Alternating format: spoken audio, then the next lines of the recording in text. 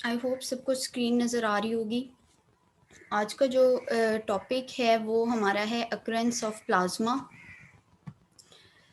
जिससे रिलेटेड जो है हमने पढ़ना है। इसमें हम दो टॉपिक्स को डिस्कस करेंगे। First one is the production of plasma and second one is the occurrences of plasma. Production of plasma में जो है हम ये चीज़ डिस्कस करेंगे कि प्लाज्मा जो है वो कैसे प्रोड्यूस होता है। There are actually two kind of plasmas. First one is natural plasma जो नेचुरली एग्जिस्ट कर रहा होता है, and the second one is lab prepared plasma जो हम लैब के अंदर जो है वो प्रिपेयर करते हैं। तो इनके बारे में जो है नेचुरली जो प्रिपेयर होता है उसके बारे में, और जो हम लैब में प्रिपेयर करते हैं उसकी प्रोडक्शन के बारे में जो है वो हम स्टडी करेंगे। Then we will discuss the occurrence of plasma, मतलब कि प्लाज्मा कहाँ कहाँ पे जो है वो अकर करता है नेचर के अंदर। As we say that 99% of universe is made up of plasma. तो वो कौन कौन से स्पॉट्स हैं, कौन कौन सी जगह हैं जहाँ पे प्लाज्मा जो है वो अकर करता है।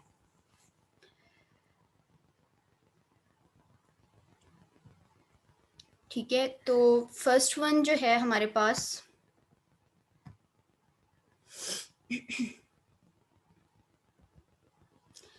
प्रोडक्शन ऑफ प्लाज्मा के बारे में हमने रीड करना है। ठीक है, यहाँ पे जो है मैंने डिटेल दी हुई है कि प्रोडक्शन ऑफ प्लाज्मा से रिलेटेड कि किस तरह से जो है वो प्लाज्मा प्रोड्यूस किया जा सकता है। ठीक है, तो plasma can be produced by raising the temperature of substance until a reasonably high fractional ionization is obtained.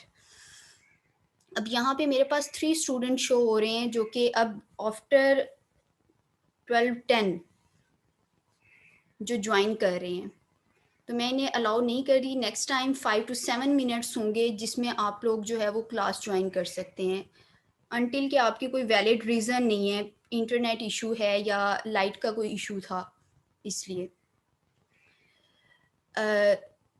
तो मतलब कि जैसे जैसे हम टेम्परेचर इंक्रीज़ करते हैं तो प्लाज्मा जो है वो प्रोड्यूस होता है कैसे, with the high fractional ionization. Ionization जो है वो ज़्यादा होती जाती है।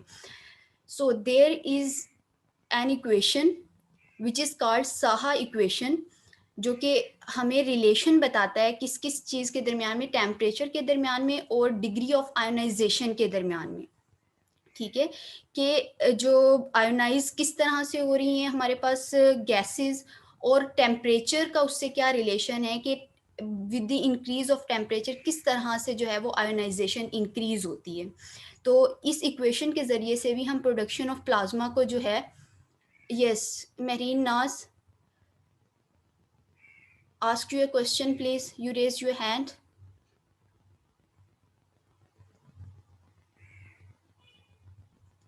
Okay, I think so mistakenly she raised her hand.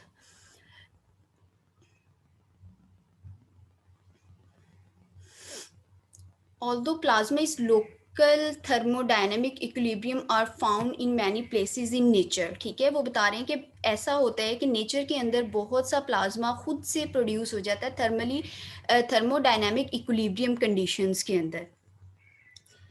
As in the case of many astrophysical plasma. Astrophysical के बारे में मैंने कल भी जैसे आप लोगों को बताया था, एस्ट्रोफिजिक्स जो है वो एक्चुअली एक branch,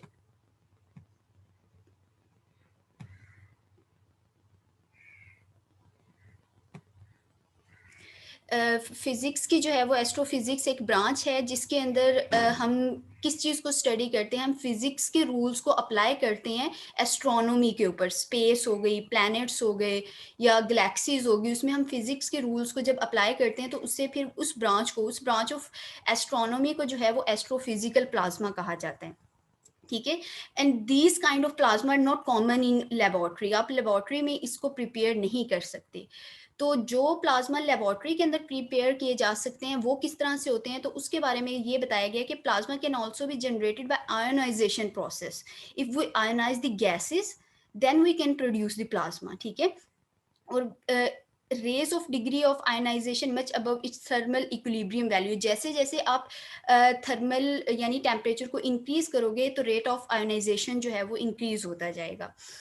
so there are many different methods to create plasma in laboratory, and it all these processes depends on the method.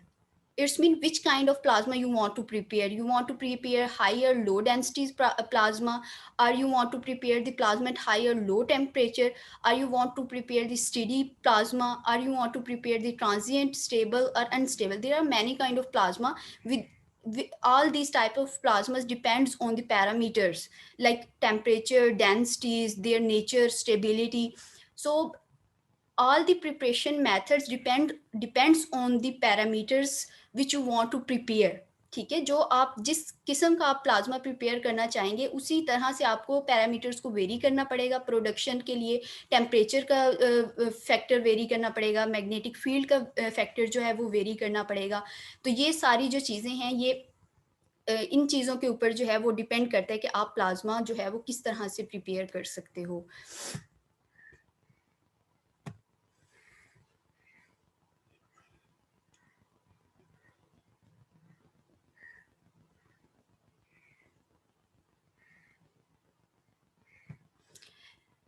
And this is the message for late comers. आज मैंने allow कर दिया आप लोगों को, next time से आप लोगों ने ख्याल रखना है कि क्लास टाइम पे ज्वाइन करनी है। So there are two common methods, photoionization and electric discharge method, usually which used in our laboratory. ठीक है, ये दो प्रोसेसेस हैं जो हम लैब के अंदर यूज करते हैं प्लाज्मा को प्रिपेयर करने के लिए। वन बाय वन जो है मैं इन दोनों मेथड्स को एक्सप्लेन करूंगी। The first one is the photo ionization process, in which ionization occurs by absorption of photons, electromagnetic radiations. ठीक है, जो आप इंसिडेंट करवा रहे होते हो, whose energy is equal or greater than the ionization potential of absorbing atom. It's mean that every atom has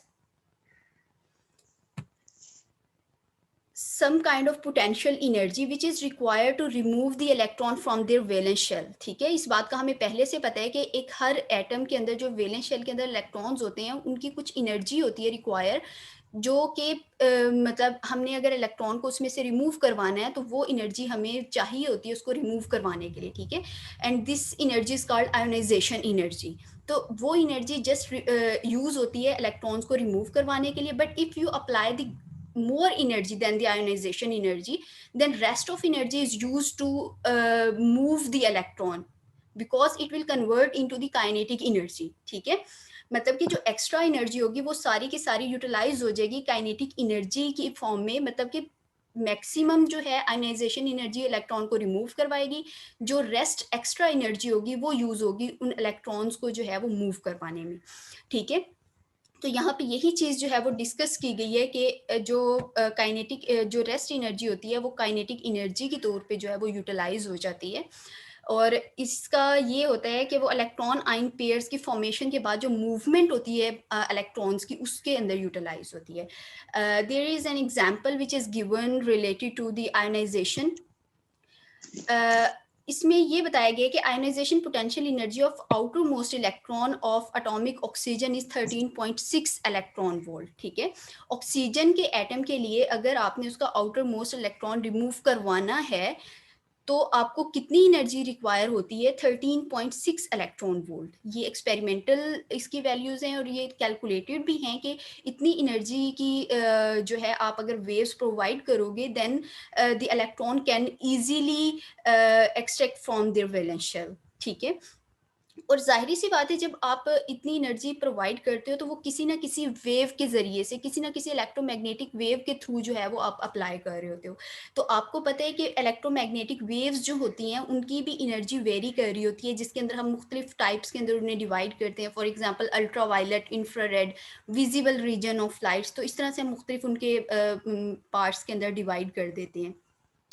तो जो इस ऑक्सीजन के अंदर से इलेक्ट्रॉन को रिमूव करवाने के लिए एनर्जी यूज होती है वो होती है ऑलमोस्ट 91 नैनोमीटर जिसकी वेवलेंथ होगी। तो वो रेडिएशन जो है वो इसको रिमूव करवा सकते हैं। We also know that there is a relation between the wavelength and energy. Energy और वेवलेंथ के दरमियान E is equal to HF जो है वो है, F जो है वो लैम्डा के इन्वर्सली प्रोपोर्शनल होता है। तो by using that relation you can find out that which wavelength we can use to remove the electron from the valence shell. ठीक है, तो इससे ये मतलब कि बताया गया है कि 91 नैनोमीटर की जो है वो एनर्जी चाहिए होती है आपको इलेक्ट्रॉन को रिमूव करवाने के लिए।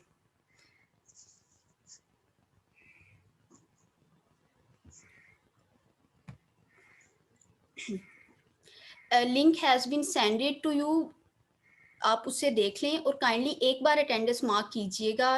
कल के लेक्चर, लास्ट लेक्चर में आप लोगों ने 2-2 3-3 बार लगाई हुई थी, मैंने प्राइवेसी लगा दिया, एक स्टूडेंट अब एक बार ही अटेंडेंस मार्क कर सकेगा, तो लिहाजा उसे ध्यान से फिल कीजिएगा।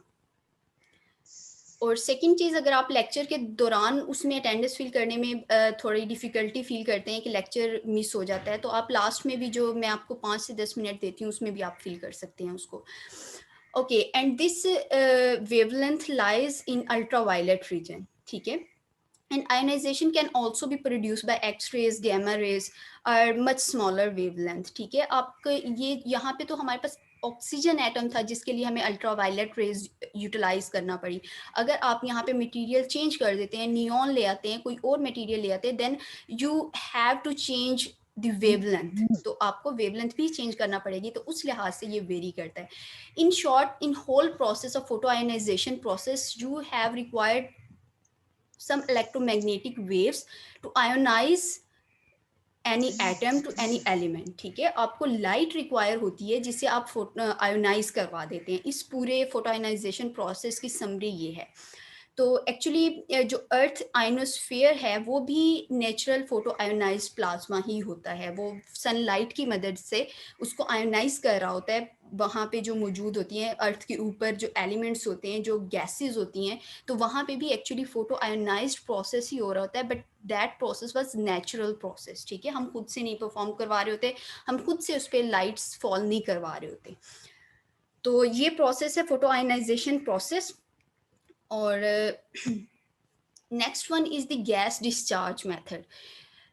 अब गैस डिस्चार्ज मेथड में क्या होगा कि you have to apply the electric field to ionize the gases. In last one method you have to apply photons, ठीक है। लास्ट में आपने जो है वो फोटोन्स अप्लाई किए थे ताकि वो जो है आयोनाइज हो जाए।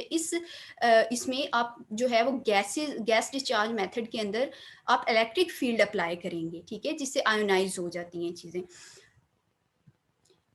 और इसमें किस तरह से होगा इलेक्ट्रिक फील्ड में, और इलेक्ट्रिक फील्ड ज़्यादा सफिशिएंट मेथड है as compare to the photo discharge method, जो फोटो आयनाइजेशन मेथड जो हमने पहले पढ़ा है, ठीक है। इसमें एक्चुअली ये होता है कि जब आप इलेक्ट्रिक फील्ड अप्लाई कर देते हैं तो उसकी मदद से वो इलेक्ट्रॉन्स को एक्सेलरेट कर देते हैं। इलेक्ट्रिक फील्ड जो अप्लाई की जाती है, और वो एक्सेलरेशन इतना इनफ होता है, उसके अंदर एनर्जी इतनी सफिशिएंट होती है कि वो जो है वो आयनाइज करने में इजीली हेल्पफुल होता है, ठीक है। और ये मेथड थोड़ा इसलिए भी इजी है क्योंकि आपको आयंस की निस्बत जो इलेक्ट्रॉन्स हैं उनको एनर्जी देना जो है वो ज़्यादा इजी है एज़ कंपेयर टू आयंस, ठीक है। आयंस को आप इनर्जाइज नहीं कर सकते, इलेक्ट्रॉन को ईजिली इनर्जाइज किया जा सकता है जिससे वो अपने वैलेंस शेल से निकल जाते हैं, और वैलेंस शेल से निकलने के बाद उनकी एनर्जी इतनी होती है कि वो अदर जो बाकी के होते हैं एटम्स, उनको कुलियन के ज़रिए से उनकी भी जो है वो एक्सक्रीट कर देता है इलेक्ट्रॉन्स को, ठीक है। तो इस प्रोसेस के अंदर सारा यही एक्सप्लेन किया गया है कि गैस डिस्चार्ज मेथड के अंदर जो है आप यूजुअली इलेक्ट्रिक फील्ड अप्लाई करते हैं, और इलेक्ट्रिक फील्ड अप्लाई करने से उनकी वो आयोनाइज हो जाती हैं। आयोनाइज होने के साथ साथ उनका टेम्परेचर भी इंक्रीज हो जाता है, ठीक है। और if you people compare the electric field temperature of electrons and ions, then you will find that electrons temperature is higher than, more than ions temperature, ठीक है। क्योंकि इलेक्ट्रॉन इजीली पिक करते हैं एनर्जी को, इसलिए उनकी थर्मल एनर्जी भी ज़्यादा हो जाती है एज कंपेयर टू आयन से। तो इस वजह से जो है वो ये बात कह रहे हैं कि इलेक्ट्रॉन्स का जो टेम्परेचर है वो आयन के टेम्परेचर से थोड़ा ज़्यादा होता है, ठीक है। अब नेक्स्ट है what happen if we turned off the ionization source। क्या होगा कि अगर हम आयनाइजेशन सोर्स को टर्न ऑफ कर देते हैं, हम बंद कर देते हैं, तो क्या होगा। when the ionization source is turned off, the ionization decreases gradually because the recombination until it reaches at equilibrium value, ठीक है। जैसे ही आप टर्न ऑफ करेंगे, सिंपली क्या होगा कि वो दोबारा से रिकम्बिनेशन का प्रोसेस होना स्टार्ट हो जाएगा। Electron started to recombine with their original atom जिनके साथ जिन एटम से वो निकले थे उनसे दोबारा से रिकम्बाइन होंगे, और जब तक इक्विलिब्रियम पोजीशन जनरेट नहीं हो जाती तब तक ये प्रोसेस जो है वो इसी तरह से कंटिन्यू रहेगा, ठीक है। और इसमें इसीलिए ये कहा जाता है कि in laboratory the recombination usually occurs so fast that the plasma completely disappear in a small fraction of a second, ठीक है। कि लेबोरेटरी के अंदर जो प्लाज्मा जनरेट करवाया जाता है वो बिल्कुल स्मॉल फ्रैक्शन ऑफ सेकंड के लिए जनरेट होता है। जब तक आप उन्हें इलेक्ट्रिक फील्ड जो है वो अप्लाई करके रखते हैं तब तक वो प्लाज्मा जनरेट रहता है। जैसे ही आप आयोनाइजेशन सोर्स को जो है वो टर्न ऑफ करेंगे at the spot with in with in small fraction of second, यानी कि सेकेंड का भी कुछ पार्ट उसके अंदर जो है वो दोबारा से रिकम्बाइन हो जाएगा और प्लाज्मा जो है वो कम्प्लीटली डिसअपियर हो जाएगा। तो ये प्रोसेस थे जिसके अंदर मैंने 2 लेबोरेटरी के डिस्कस किए हैं, बाकी सारे नेचुरल होते हैं। नेचुरल प्रोसेसेस में भी एक्चुअली यही प्रोसेस हो रहा होता है, न्यूक्लियर फ्यूजन या आयनाइजेशन के, जैसे हमने पढ़ा कि आइनोस्फीयर है जो अर्थ का, उसके अंदर भी सेम यही प्रोसेस हो रहा होता है जो यहाँ पे मैंने डिस्कस किया, लेकिन वो नेचुरली हो रहा होता है, ठीक है।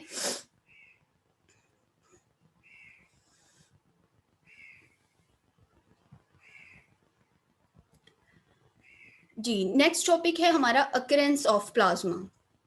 अकरेंस ऑफ प्लाज्मा में जो है अब यहाँ पे ये चीज़ डिस्कस करनी है कि प्लाज्मा कहाँ कहाँ प्रेजेंट है, इस चीज़ को जो है हमने डिस्कस करना है इसमें। With the progress made in astrophysics and in theoretical physics, अब इन दोनों में डिफरेंस क्या है? एस्ट्रोफिजिक्स क्या होती है? एस्ट्रोफिजिक्स में स्टार्ट में बताई हूँ कि एस्ट्रोनॉमी की वो फील्ड जिनमें फिजिक्स के रूल्स अप्लाई किए जाते हैं उसे एस्ट्रोफिजिक्स कहा जाता है। थ्योरेटिकल फिजिक्स क्या होती है? ये फिजिक्स का ऐसा पार्ट है जिसमें आप एक्सपेरिमेंट्स परफॉर्म नहीं कर रहे होते हो, आप थ्योरीज पेश कर रहे होते हो, आप अपनी प्रिडिक्शंस दे रहे होते हो कि ऐसा हो सकता है, लेकिन खुद से नहीं देते।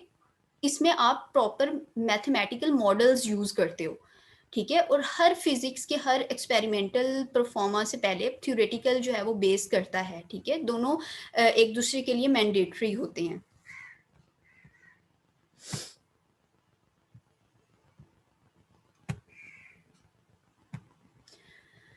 तो यहाँ पे जो है वो ये बात करें कि लास्ट सेंचुरी के अंदर एस्ट्रोफिजिक्स में और थ्योरेटिकल फिजिक्स में बहुत सा काम हुआ है, ठीक है। और इस चीज़ के अंदर उन्होंने ये देखा है कि it was realized that most of the matter in the known universe with a few exceptions such as the surface of cold planet exist as plasma. जैसे कि मैंने कल भी ये बात की थी कि 99% जो है वो यूनिवर्स वो प्लाज्मा से ही मिलके बनी हुई है, एक्सेप्ट कोल्ड प्लैनेट्स। कुछ कोल्ड प्लैनेट्स हैं जो कि प्लाज्मा पे मुश्तमिल नहीं है, जैसे हमारी अर्थ है, मार्स है, या एक दो प्लैनेट्स और हैं ऐसे, तो वो कोल्ड प्लैनेट्स के ऊपर प्लाज्मा की जो क्वांटिटी है वो कम है, और rest of the universe is made up of plasma, ठीक है। तो इसको हम फिर यहाँ पे डिटेल से पढ़ेंगे कि कौन कौन से स्पॉट्स हैं जहाँ पे हमारे पास प्लाज्मा जो है वो प्रेजेंट है। The first one is the sun and its atmosphere, the main source of plasma, main source of energy in our galaxy is sun, ठीक है। We have only one star in our galaxy, जो हमारी Galaxy है उसमें just one star है which is सन। अब सन और उसके एटमॉस्फेयर के अंदर किस तरह से जो है प्लाज्मा प्रेजेंट है, इस पैराग्राफ के अंदर वो चीज़ डिस्क्राइब की गई है, ठीक है। तो यहाँ पे यही बात की गई है कि नियरेस्ट स्टार है ये, और सेकंड थिंग जो है existence of life on earth, मुकम्मल तौर पे हमारी सन के ऊपर ही डिपेंडेंसी है, ठीक है। लाइक आप सन की एनर्जी को इसमें से एक्सक्लूड कर देते हैं तो सन की एनर्जी नहीं होगी, तो इट्स मीन के प्लांट्स ग्रो नहीं करेंगे, और अगर प्लांट्स ना हो अर्थ पे तो हर चीज़ प्लांट्स के ऊपर डिपेंडेंट है, तो सारी जो लाइफ है वो समझें कि ना होने के बराबर है, बल्कि होगी नहीं। तो हमारी जो लाइफ की एग्जिस्टेंस है अर्थ के ऊपर, ये भी जो है डिपेंड कर रही है सन के ऊपर। और एक्चुअली सन के ऊपर ऐसा क्या प्रोसेस है जिसकी वजह से एनर्जीज जो है वो खारिज हो रही हैं? तो exactly it is a plasma phenomena that is occurring on the surface of sun, ठीक है। जो सारी की सारी एनर्जी एक्सक्रीट हो रही है, all the energy is derived from thermonuclear fusion reaction, ठीक है। यहाँ पे सन के ऊपर थर्मोन्यूक्लियर फ्यूजन रिएक्शंस हो रहे होते हैं जिसके अंदर जो है वो प्रोटॉन्स आपस में मिल के फ्यूजन का प्रोसेस करके क्या आप चीज़ बना रहे होते हैं, हीलियम आयंस बना रहे होते हैं, because the temperature on the sun exceed from 1.2 cross 10 raise to power, this is 10 raise to power 7 kelvin.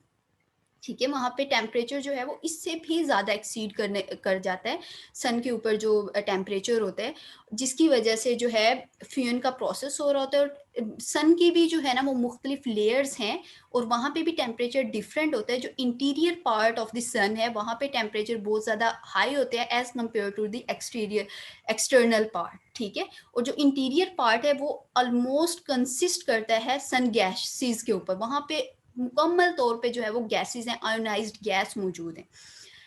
ठीक है, अब ऐसा हालांकि उसकी कोई बाउंड्री नहीं है, सन की कोई बाउंड्री नहीं है, तो सारी चीज़ें फिर सन के पास क्यों रहती हैं? वो तो सारी ऐसे गैलेक्सी के अंदर फैल क्यों नहीं जाती? उसकी बाउंड्री तो है नहीं। तो वो इस वजह से नहीं फैलती because the mass of sun is very large, 2 cross 10 raise to power 30, यहाँ पे भी 10 रेज़ टू पावर 30 kg है। ठीक है, अब ये आप देख सकते हैं कि ये कितनी लार्ज अमाउंट है मैस की, और आपको पता है कि हर मैस जो है वो उसके अंदर ग्रेविटेशनल फोर्सेस प्रेजेंट होती हैं। इवन के छोटी से छोटी चीज़, हमारी बुक्स हैं, हमारी चीज़ें हैं, उनके अंदर भी ग्रेविटेशनल फोर्सेस होती हैं, but because they don't contain very large mass, तो वो इतनी ज़्यादा अपेयर नहीं होती। जैसे जैसे आप मैसेज को लार्ज करते जाते हो तो वैसे वैसे force of gravitation, as you know that the formula of gravitational force is F is equal to mg, it's mean F is directly proportional to the mass. तो मैस के जब वो डायरेक्टली प्रोपोर्शनल है तो जैसे जैसे मैस इंक्रीज होता है वैसे वैसे ग्रेविटेशनल फोर्स जो है वो भी इंक्रीज होती जाती है। ठीक है, तो इतनी ज़्यादा हाई फोर्सेस होने की ग्रेविटेशन, इतना ज़्यादा हाई मैस होने की वजह से ग्रेविटेशनल फोर्स जो है वो बहुत ज़्यादा होती है, ड्यू टू विच नथिंग जो है, most of the thing do not escape from the surface of sun. ज़्यादातर चीज़ें जो हैं वो सन से एस्केप नहीं करती। ठीक है, फिर भी इतनी ज़्यादा ग्रेविटेशनल फोर्सेस होने के बावजूद some particles, some energetic waves जो हैं जिनकी बहुत ज़्यादा हाई एनर्जी होती है, they have capability to escape the surface of sun, वो फिर भी सरफेस ऑफ सन को एस्केप कर जाती हैं, और उन्हीं में से कुछ जो है वो ज़मीन पे भी आ रही होती हैं। इसको हम फर्दर जो है वो स्टडी करेंगे। ठीक है, the next one is there is no sharp boundary surface to the sun. यहाँ पे कोई भी शार्प बाउंड्री नहीं होती सन की सरफेस पे, और इसको जो है सन की जो लेयर्स हैं उनको 3 लेयर्स के अंदर डिवाइड किया जाता है, जिसके अंदर जो फर्स्ट लेयर है वो है फोटोस्फीयर, जो सेकंड लेयर है वो है क्रोमोस्फीयर, और जो थर्ड लेयर है वो है कोरोना। ये आउटसाइड टू इनसाइड मूव करने की उसमें बताया है। फोटोस्फीयर लास्ट वाली होती है, बिल्कुल जो बाहर की तरफ होती है, क्रोमोस्फीयर मिडल में होती है, कोरोना जो है वो बिल्कुल जो सेंटर वाली होती है। तो उसी के लिहाज से टेम्परेचर को डिस्क्राइब किया हुआ है कि उसकी 6000 केल्विन होती है, सेकेंड वन की जो है वो 1 लाख केल्विन है, और ये 10 raise to power 10 raise to power है, ये 106 नहीं है, 10 रेज़ टू पावर 6 केल्विन होती है। तो इसी तरह से वो टेम्परेचर जो है वो इंक्रीज होता जाता है जैसे जैसे अंदर जाते हैं, क्योंकि प्लाज्मा की जो है वो अमाउंट बढ़ती जाती है जैसे जैसे आप इनर लेयर की तरफ मूव करते हैं। तो मैग्नेटिक फील्ड ऑफ सन के बारे में बताया हुआ है कि मैग्नेटिक फील्ड भी वेरी करती है। जहाँ पे ज़्यादा हॉट पार्ट होते हैं, जहाँ पे ज़्यादा मतलब कि ज़्यादा टेम्परेचर होता है, वहाँ पे मैग्नेटिक फील्ड जो है वो थोड़ी कम होती है, और वो तकरीबन 10⁻⁴ टेस्ला होती है। ठीक है, और जहाँ पे जो है मैग्नेटिक फील्ड वहाँ पे ज़्यादा होती है जहाँ पे थोड़ा कोल्ड रीजन होती हैं। तो यहाँ पे मैग्नेटिक फील्ड को डिस्कस किया गया है। अब नेक्स्ट वन है सोलर विंड। सोलर विंड क्या होती है? वो गैसेस या वो प्लाज्मा जो कि उस सरफेस को लीव कर रहे होते हैं, किस सरफेस को, सूरज की सरफेस को लीव कर रहे होते हैं, उन्हें सोलर विंड कहा जाता है। सोलर विंड एक्चुअली जो है सुपरसोनिक एक्सपेंशन जो होती है, मतलब कि बहुत ज़्यादा जो फ्यूजन के प्रोसेस के अंदर हॉट मटेरियल्स जो हैं वो बनते हैं कोरोना के अंदर, मिडल लेयर के अंदर। तो वहाँ पे एक्सपेंशन की वजह से कुछ मटेरियल इतनी ज़्यादा एनर्जी गेन कर लेते हैं कि वो सूरज की जो मतलब कि सूरज का जो है वो पार्ट वो छोड़ देते हैं और वो ज़मीन की तरफ या और गैलेक्सीज के बाकी पार्ट्स की तरफ मूव करना शुरू कर देते हैं, ठीक है।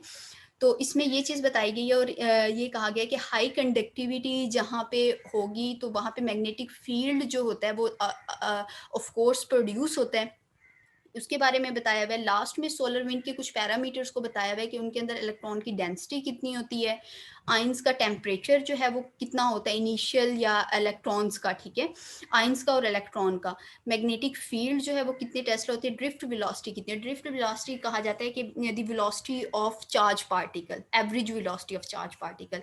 तो ये पैरामीटर्स बताए हुए सोलर विंड के बारे में, ठीक है। नेक्स्ट है magnetosphere and Van Allen radiation. इसको मैं फर्दर इस डायग्राम से आपको थोड़ा एक्सप्लेन कर देती हूँ। ये सारी सोलर विंड है जो सूरज से आयंस या प्लाज्मा की फॉर्म में एक्सक्रीट होके ज़मीन की तरफ आ रहे हैं।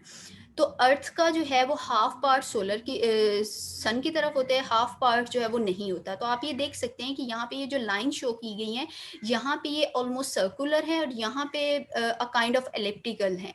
तो ये जो सोलर विंड इस तरफ मूव कर रही है तो एज अ रिजल्ट क्या होता है कि ये जो इसकी आउटर लेयर है तो वहाँ पे मैग्नेटो पास जनरेट हो जाता है, क्योंकि अर्थ की मैग्नेटिक फील्ड जो होती है वो उसके साथ इंटरेक्ट करती है और वो मैग्नेटो पास के फॉर्म में जो है ना वो जनरेट हो जाता है। इसकी इनर लेयर जो होती है वो कहलाती है मैग्नेटोस्फीयर, ठीक है, जिसके ऊपर जहाँ पे सोलर विंड डायरेक्टली इफेक्ट नहीं कर रही होती अर्थ को, लेकिन फिर भी मैग्नेटिक फील्ड के ऊपर इफेक्ट डालती है, तो उसको मैग्नेटोस्फीयर कहा जाता है। और मैग्नेटोस्फीयर के अंदर, ठीक है, ये सारी मैग्नेटोस्फीयर की लाइंस है। कल भी मैंने वॉन एलन बेल्ट्स की बात की थी, वो इनर साइड पे 2 बेल्ट्स होते हैं, ये आउटर बेल्ट है, ये इनर बेल्ट है। तो यहाँ पे भी जो है मतलब कि प्लाज्मा मौजूद होता है। बाहर की कुछ रेडिएशंस जो हैं, सारी तो नहीं आ सकती, कॉस्मिक रेडिएशंस और अल्ट्रावायलेट कुछ रेडिएशन जो अंदर पास हो जाती हैं, तो वो इस लेयर के ऊपर इफेक्ट करती हैं, वहाँ पे भी प्लाज्मा जनरेट हो जाता है और इनको फिर जो है ना वो लाइट भी यहाँ पे इफेक्ट करती है, लाइट का इंटरेक्शन होकर यहाँ पे कलर्स जनरेट हो जाते हैं, तो इनको फिर वॉन एलन बेल्ट कहा जाता है।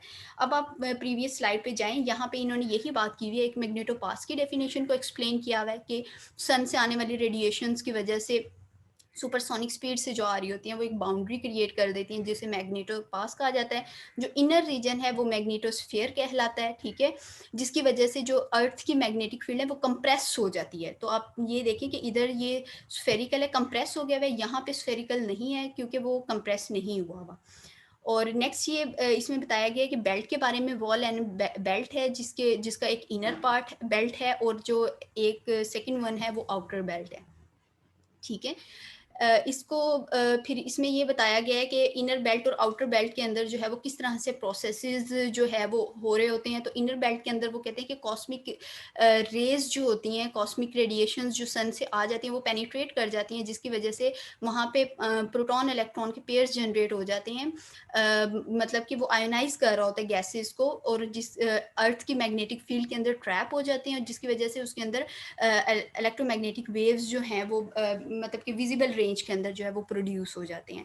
तो जैसे जैसे आप ज़मीन की तरफ मूव करते जाएंगे प्लाज्मा की क्वांटिटी उतनी ही कम होती जाएगी। आउटर रीजन के अंदर प्लाज्मा ज़्यादा होता है as compare to inner region की निस्बत, ठीक है। तो इसमें यही चीज़ एक्सप्लेन की गई है। इस सेकेंड लास्ट है आइनोस्फीयर। आइनोस्फीयर में जो है, आई थिंक मीटिंग का टाइम भी ख़त्म होने वाला है, तो आप इसी लिंक और इसी आईडी पासकोड पे दोबारा ज्वाइन कर लीजिएगा। तो मैम यहाँ आइनोस्फीयर के के अंदर जो लिए है वो अब ये वॉन एलन बेल्ट से भी अंदर की तरफ है, यहाँ पे प्लाज्मा की अमाउंट और भी ज़्यादा कम हो जाती है।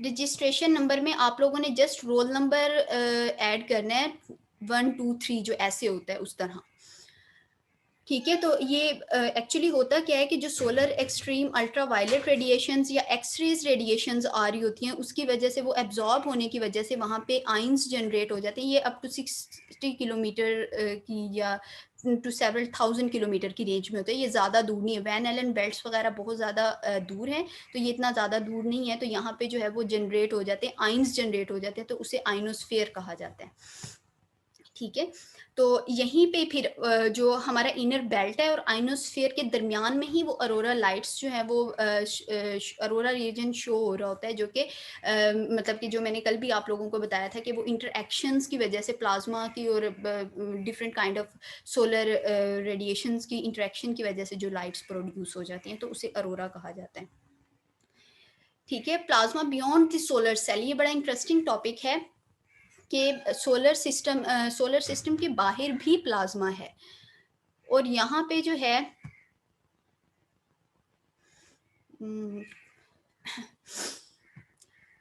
चलें, ये plasma beyond the solar cell, इसमें यही चीज़ आ जाती है कि जो हमारे पास गैलेक्सीज हैं, जो इंटरस्टेलर स्पेसेस हैं, इंटरगैलेक्टिक स्पेसेस हैं, यहाँ पे इंटरस्टेलर कहा जाता है स्टार्स के दरमियान में जो स्पेसेस हैं, इंटरगैलेक्टिक कहा जाता है जो गैलेक्सीज के दरमियान में है। तो उन सारी चीज़ों के बारे में बताया हुआ है कि जहाँ जहाँ पे ये प्लाज्मा प्रेजेंट होता है। इसमें ब्लैक होल्स के बारे में आप लोगों ने काफ़ी पढ़ा होगा, ये एक ऐसी पार्ट है यूनिवर्स का जहाँ पे ग्रेविटेशनल फोर्सेस का इफेक्ट इतना ज़्यादा होता है कि वो लाइट को भी बाहर नहीं आने देते। क्रैब निब्यूला भी है जो एक्सप्लोजन के रिजल्ट में एक मैस की तरह, मतलब वो ना प्लैनेट है ना स्टार है, निब्यूला की फॉर्म में जो है ना उसे प्रेजेंट है। तो इन सारी चीज़ों में क्या है, प्लाज्मा प्रेजेंट है। ये आपका रेफरेंस है। और आप मुझे ये बता दें कि अटेंडेंस मार्क होगी आप लोगों की?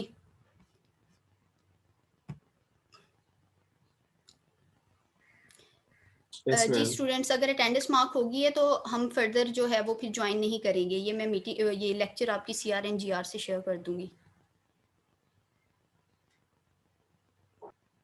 अहमद अलीम, क्या इशू आ रहा है? अहमद अलीम, मैं अभी करता हूँ, कल लेक्चर सुना था।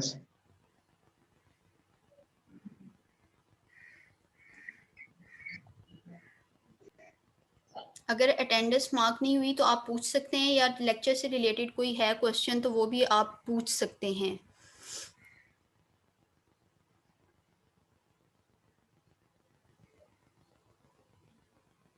साइन इन नहीं किया हुआ तो आप गूगल आईडी पे जो है वो साइन इन करेंगे।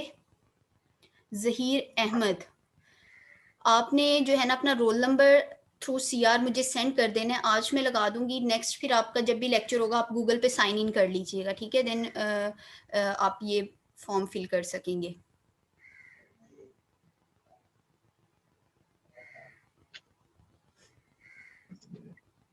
बाकी किसी की अटेंडेंस मार्क नहीं हुई तो वो भी बता सकते हैं। मैम जी, जो आपने बुक्स रिकमेंड करवाई है तो वो हार्ड फॉर्म में मिल सकती है या सॉफ्ट फॉर्म में होंगे?